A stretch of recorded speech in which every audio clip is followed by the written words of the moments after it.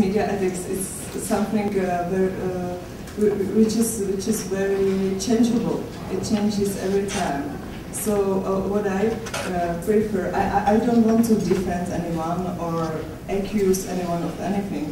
So what I like to do now is to show you some images, some photos, because that's what I got my degree for photos. So I think this will be... studying photography. No, I was just writing about it. So that's what we do now.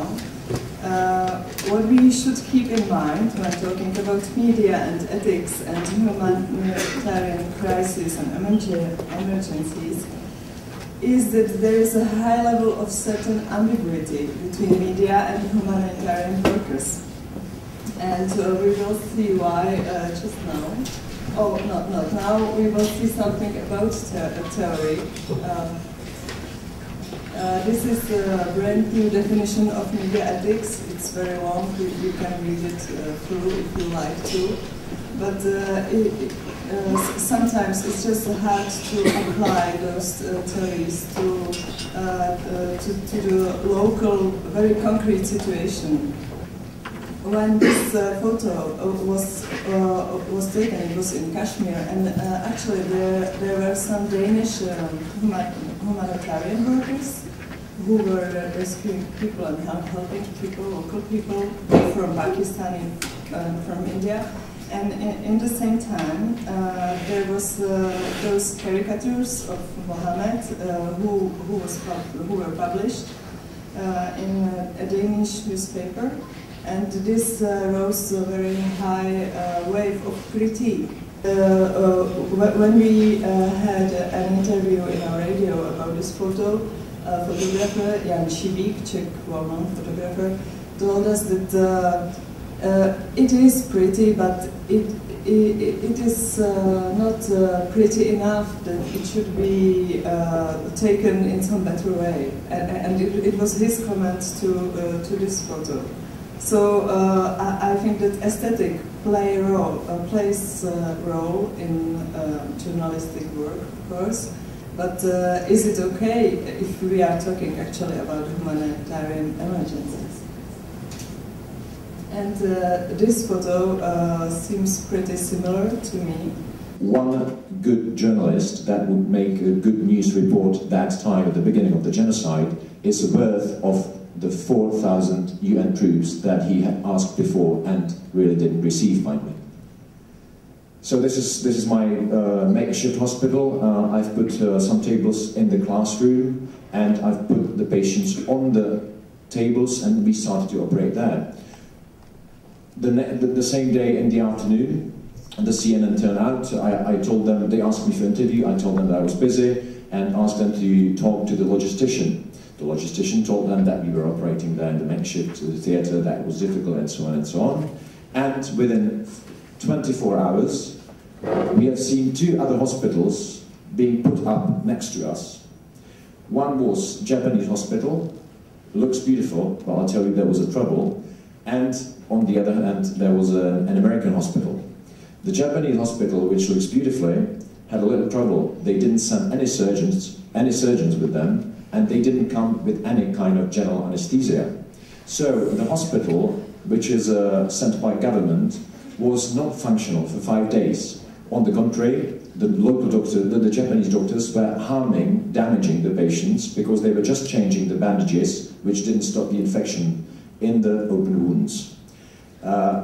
Just a question, praise team, isn't it? Question is, what would, for example, in this case, a good news report about a Japanese hospital that is not functioning, being sent by a Japanese government, what would it do? Would it harm humanitarian world and humanitarian aid in general? Would it harm the Japanese government? Would any journalist really go for it and do a report on a hospital that is standing there for a lot of money in vain? That's a good question. One of the first humanitarian crises that was presented worldwide by television and in the TV, which is quite a strong media, was in 1968 during the Biafra crisis.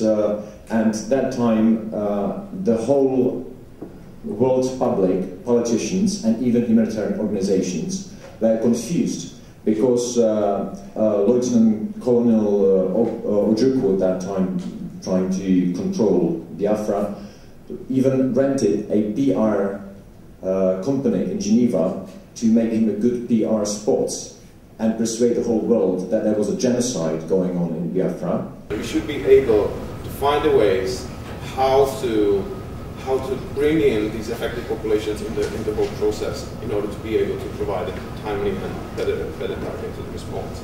And also, like, because usually when we talk about first responders, we think about, you know, police, search and rescue teams, humanitarians, but the real first responders are not those. Always during the disasters, the very first responders are your neighbors, people on the street, people 2 blocks away from you. It's your family. And today with the technology and social media, we can make these first responders more effective. If you can share the information immediately with your neighbors, with the people in your area, you can get more timely response and assistance and help. Just some examples of initiatives: the one Idle Labs, Social Innovation Labs in Amman in Jordan, and IHOP is an incredible project in Kenya, in Nairobi. Kabul Innovation Lab, and similar type of initiative. Those are local initiatives that are looking for innovative solutions for traditional problems, right? So it doesn't have to be necessarily us coming from the Western world. We think like, okay, we know best what technology you should use and what the innovation should be like. No, the more and more this innovation process and the problem solving is moving into the places where actually the programs are. So it's really an exciting shift in the whole process of innovating and finding solutions for traditional problems. I think the humanitarian NGOs, aid organizations, and the journalists, they're in a way in a similar situation. Because the humanitarian NGOs, they need to gain attention of people for their cause, for the crisis they're trying to solve, for the people to whom they try to help. And they have to attract money from the people. They have to attract gifts from the ordinary people for their campaigns. The NGO and the journalists are solving this dilemma often in a similar way, or in the same way. They simply use messages and pictures or images that cause emotions, that cause shock, and they don't leave much space for context, for the reasons behind the crisis. For both of them, for journalists and also for NGOs, it also often works that the more drastic, the more emotional the images are, and the more simple their message is, the more successful they will be in the end. So really the question that I'm asking myself, and that I think is on the table, is how much simplification is justifiable?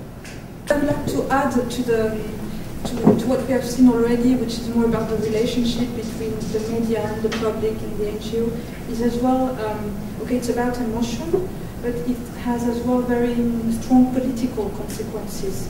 What we have seen, I think, since the 90s in Kosovo, Somalia, up to today in Libya and Syria, is that the role played by the media to the public opinion to sensitize them on humanitarian cause, let's say, has been pretty much analyzed by the government and is really used to legitimate wars. And so for us, it creates, well, first we take good note of the fact that it has direct consequences on certain UN resolutions, and so the legal and principle framework for humanitarian action. But in addition, it's a very tough dilemma. MSF is well known for being, has been created for medical action and for speaking out as well. But for instance, when we are in Libya or when we talk about Syria, and we know that whenever we speak out, it can be used to legitimate a war, which is absolutely in contradiction. As you exactly and correctly said, the speed the media is developing, and not the media, but the information society is. And the importance of the classical media are diminishing, because you can get everything from mobile on YouTube, and You don't need a BBC reporter to be there on the place. And it's even a sort of more raw material that you can make up your own mind. You don't need anymore a journalist or reporter who is there to tell you, to explain to you the things, because you can see it on your own, and even if you are not there, you can see it on the computer, and then you can make up your mind.